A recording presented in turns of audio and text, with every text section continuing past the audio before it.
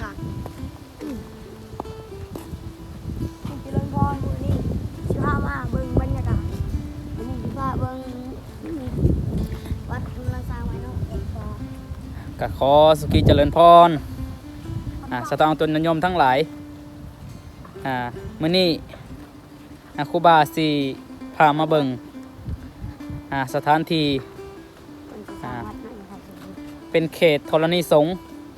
จะสร้างวัดใหม่เนาะ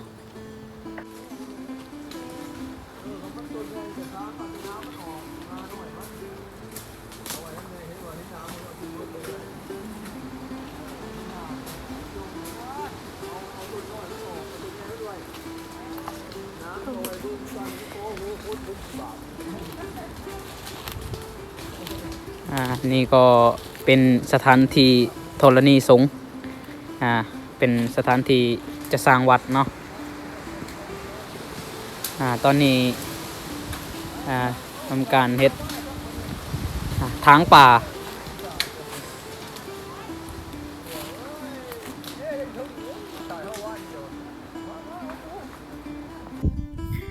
กะขอสุขีเจริญพรสถานตนโยมทั้งหลายมื้อนี้อาตมาสิพามาชมสถานที่ที่เป็นเขตธรณีสงฆ์ที่จะสร้างวัดใหม่เนาะตอนนี้เพื่อนกำลังถางป่าแล้วก็มีพระเดชพระคุณประธานสมบูรณ์สิริปัญโยเป็นกำลังอยู่ทางนั้นเนาะไปเบิ่งกันเลยเนาะ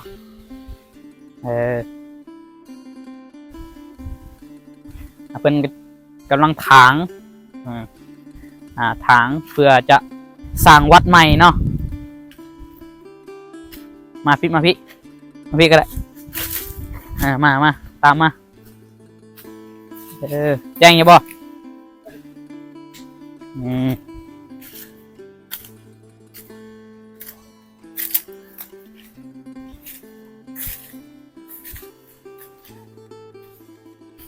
แจ้งบอกเห็นบอกนี่ก็จะเป็นข้างในเนาะเพิ่นกำลังถาง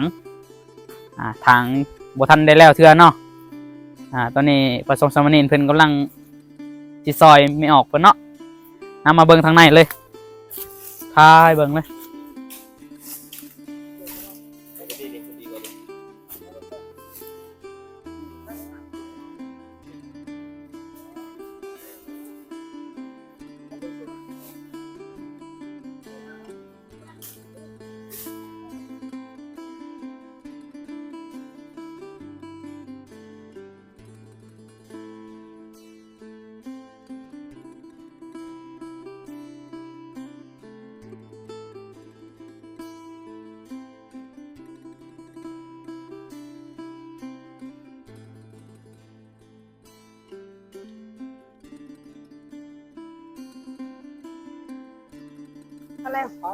เจริญพรสบายดีวันนี้ผมมาอย่างไร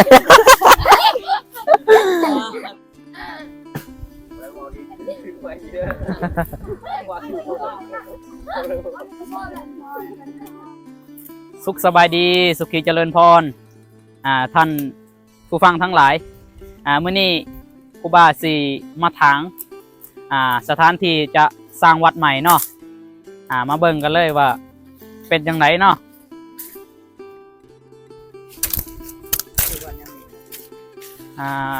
ชื่อวัดวัดป่าสิริยังวะบูจือชื่อวัดป่าสิริปัญโยน่าจะแมนอยู่บ้านไหนบ้านพักขยาเมืองไซบุรีแกงสวรรณเขตนี่แจ้งอยู่ที่สุด